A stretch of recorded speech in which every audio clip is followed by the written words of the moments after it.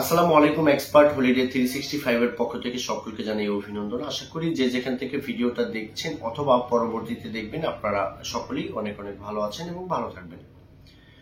আজকে আলোচনার মূল বিষয়টা হচ্ছে যে বর্তমান সময়টাতে কানাডা ভিসা নেওয়ার কৌশলটা কি, অর্থাৎ কোন কৌশল আপনি অবলম্বন করলে, অর্থাৎ সেই কৌশল মোতাবেক কাজ করলে আপনি খুব সহজে অ্যাপ্রুভাল পেয়ে যেতে পারেন কানাডার এবং আপনি আপনার পছন্দের জায়গা কানাডাতে ঘুরে আসতে পারেন।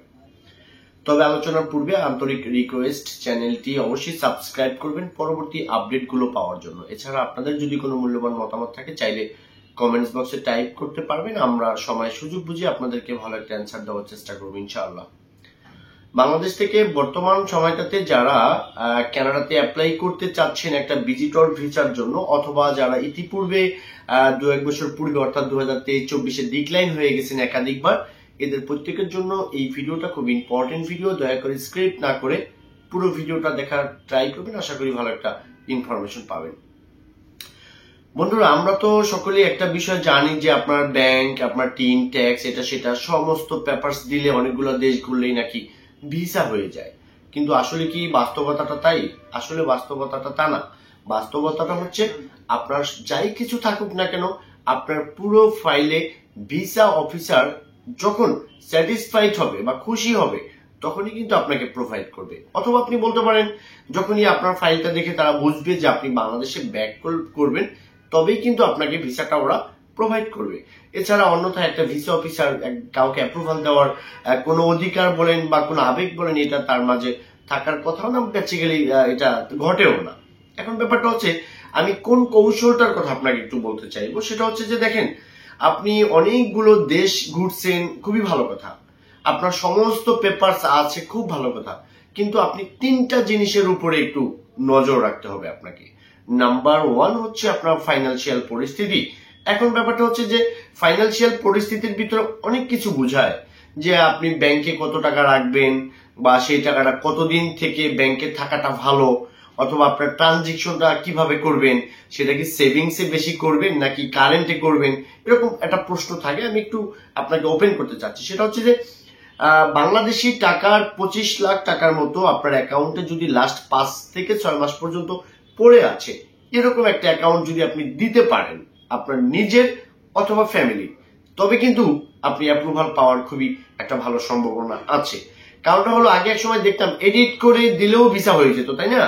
এখন কিন্তু ওরা যেহেতু জাস্টিফাই করছে বা অডিট করছে আপনার ব্যাংকটার উপরে, সো এরকম আপনারা করবেন না যে আপনার নিজের ব্যাংক নাই কিন্তু ফেক দিলেন, এটা করবেন না। এটা না করে যেটা আপনি করতে পারেন সেটা হচ্ছে আপনার ফ্যামিলির যদি অন্য কারো কোনো ব্যাংক থাকে সেটা আপনি প্রোভাইড করবেন, সেটা কিন্তু অথেন্টিক হবে। এবং কি এই কৌশলটা অবলম্বন করে লাস্ট 15-20 দিনে কিন্তু বেশ কয়েকটা অ্যাপ্রুভাল পেয়েছি আমি।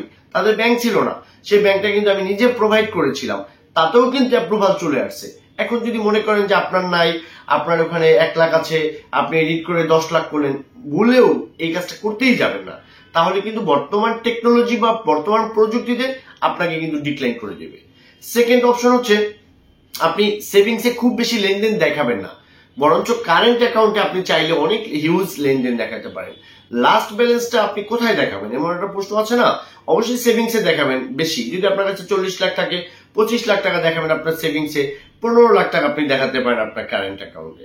এফডিআর থাকলে বা আর্থিক লেনদেন কোনো প্রতিষ্ঠান যদি থাকে সেই পেপারস গুলো কিন্তু আপনি দিবেন। তবে অবশ্যই হ্যাঁ, 4 MB বেশি জানি পেপারস না হয়ে যায় আপনার ট্রানজেকশনে, তাহলে কিন্তু ওরা আবার ঘোরাতে দেখবে ওখান থেকে, যারা ভিসা অফিসার, রেজুলেশন খারাপ হয়ে যাবে। সেকেন্ড যেটা আমি আপনাকে অ্যাডভাইস করবো যে গোপন কৌশলে আপনি ভিসাটা পেতে পারেন বা এই টেকনিক্যাল ব্যবহার করেন, সেটা হচ্ছে আপনার রিটার্নটা থাকতে হবে অরিজিনাল, আর টিনটাও কিন্তু অরিজিনাল থাকতে হবে। পাশাপাশি যদি আপনার মনে হয় যে ইনভাইটেশন দিবেন, কোনো দেশ ঘোরা না থাকলে ইনভাইট দিবেন, আর যদি 5টা 7টা 10টা গান দিয়ে ভিজিট করা থাকে কোনো দরকার নেই তো ভাই ইনভাইটেশন দেওয়ার। আপনি হোটেল বুকিং দিয়ে কিন্তু অনেকেরই ভিসা হয়েছে, আমি কিন্তু সেটাও আপনাকে সাপোর্ট করব। তারপরে হচ্ছে যে আপনার প্রফেশনাল ডকুমেন্টস গুলো স্ক্যান যেগুলো আছে ওগুলো কিন্তু অবশ্যই আপনাকে লিগেল দিতে হবে। এখন আপনার অ্যাসেট ভ্যালুয়েশন এটা একটু এদিক সেদিকে আপনি চাইলে করতে পারেন, বিকজ ওগুলো যাচাই করে না বা যাচাই করে কিনা আই ডোন্ট নো, আমরা অনেক ঘাটাঘাটি করেছি। বা tin tax, asset valuation, invitation এগুলো ছাড়া বাকি কিন্তু কোনো কিছুই যাচাই করে না। বন্ধুরা, বর্তমান সময়টাতে যদি আপনার পাসপোর্টে একটা দেশও ভিজিট করা থাকে আর যদি আপনার ব্যাংকটা প্রপারলি থাকে, আমি আপনাকে বলছি আপনার সাথে টিন ট্যাক্সটা রেডি করেন, দেন কানাডার জন্য অ্যাপ্লাই করেন। এরকম সুযোগ সবসময় আপনি যে পাবেন এটা কিন্তু বলা খুবই কষ্টকর। 2023 থেকে 24 এপ্রিল পর্যন্ত পেয়েছি, তারপরে কিন্তু 1 বছর সারা বাংলাদেশে উল্লেখযোগ্যভাবে তেমন কেউ ভিসা পাননি। সো এই সময়টাকে কাজে লাগানোর জন্য আমি মনে করি যে আপনার এই 3 থেকে 4টা জিনিস লিগেল থাকলে আপনি দ্রুত সময়ের মাঝে কানাডা অ্যাপ্রুভালে কানাডার জন্য ফাইল সাবমিট করেন। আই হোপ ভালো একটা রেজাল্ট আপনি পেয়ে যাবেন। তো আমি নিয়মিতভাবে কানাডার ভিজিটর ভিসা নিয়ে কাজ করছি। তো এই রিলেটেড যদি আপনাদের কোনো কোশ্চেন থাকে স্ক্রিনে দেওয়া নাম্বার অন দা কলে আমার সাথে কথা বলতে পারবেন। পাশাপাশি পুরো প্রক্রিয়াটা যদি আমাকে দিয়ে সম্পূর্ণ করতে চান ডেসক্রিপশন বক্সে থাকা অ্যাড্রেস অনুযায়ী সরাসরি চলে আসবেন অফিসে। আমি আপনাদের কন্ডিশন বুঝে আপনাদেরকে বেস্ট একটা ফাইল করে দেওয়ার চেষ্টা করব, যেই ফাইলের উপর ডিপেন্ড করে ভিসা অফিসার আপনাকে অ্যাপ্রুভাল দিতে পারে। সকলে ভালো থাকবেন, আল্লাহ হাফেজ।